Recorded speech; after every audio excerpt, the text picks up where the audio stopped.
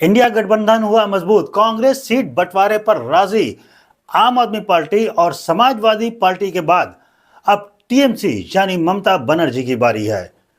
सूत्रों के अनुसार बंगाल समेत 3 राज्यों में कांग्रेस सीट बंटवारे को लेकर तैयार है और टीएमसी के बीच पश्चिम बंगाल, असम, मेघालय की सीटों को लेकर बातचीत चल रही है और सकारात्मक दिशा में बात आगे बढ़ रही है। हम आपको बताएंगे ये पूरी खबर, इंडिया गठबंधन में किसे, कहां, कितनी सीट मिल रही है, ये सारी बातें आपको बताएंगे। बस आप देखते रहिए वॉइस ऑफ इंडिया। जय हिंद दर्शकों, वीडियो जर्नलिस्ट मुशीरुल्लाह के साथ मैं हूं जैदुल्लाह और आप देख रहे हैं वॉइस ऑफ इंडिया। सूत्रों के अनुसार पश्चिम बंगाल में टीएमसी को 36 और कांग्रेस को 5 सीटें मिल सकती हैं।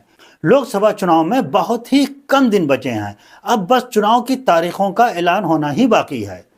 चुनाव में प्रधानमंत्री श्री नरेंद्र मोदी जी ने एनडीए के लिए 400 पार और अकेले बीजेपी के लिए 370 सीटों का टारगेट रखा है और बीजेपी इसे हासिल करने के लिए पूरा जोर भी लगा रही है।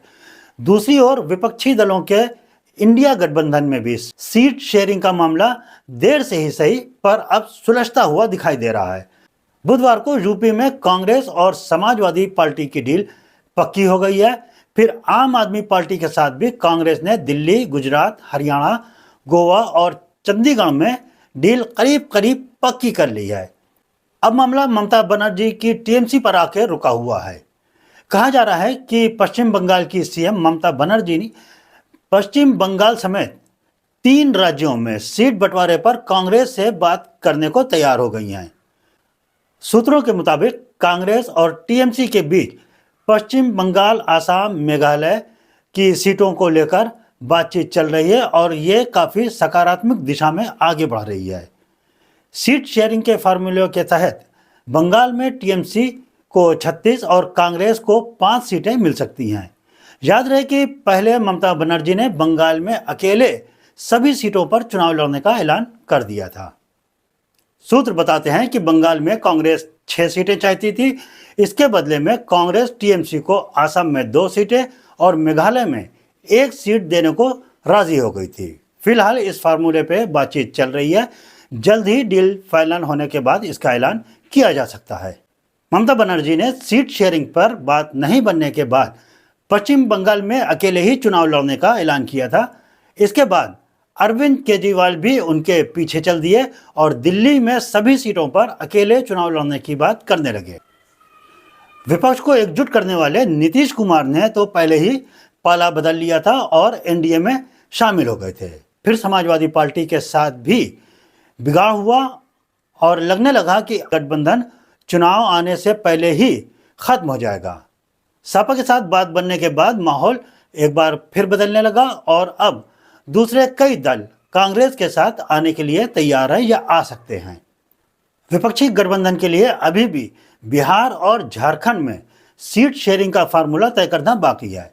बिहार में नीतीश कुमार पाला बदल चुके हैं, ऐसे में कांग्रेस और राष्ट्रीय जनता दल को गठबंधन करना होगा। इसके लिए दोनों पार्टियों के शीर्ष नेता काफ़ी सक्रिय हैं। दूसरी ओर झारखंड में कांग्रेस और जेएमएम गठबंधन सरकार में है, इस वजह से यहाँ भी सीट शेयरिंग में कोई मुश्किल नहीं होगी और आसानी से सीट शेयरिंग हो सकती है। तो अब जहाँ एक तरफ सीट शेयरिंग हो रही है और इंडिया गठबंधन मजबूत हो रहा है, वहीं दूसरी ओर मोदी जी के 400 पार वाले ऐलान से एनडीए में भी उत्साह है।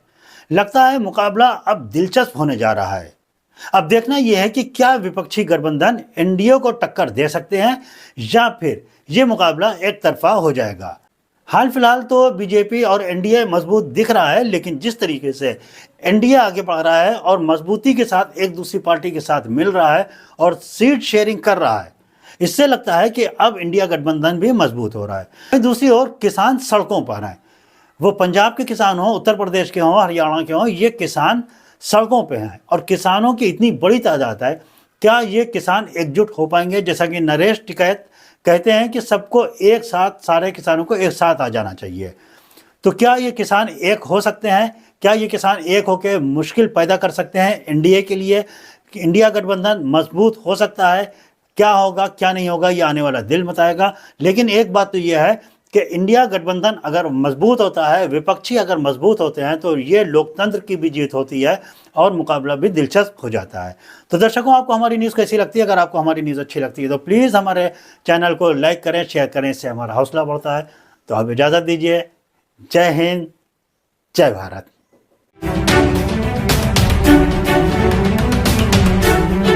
वॉइस ऑफ इंडिया, सबसे तेज, सबसे सटीक।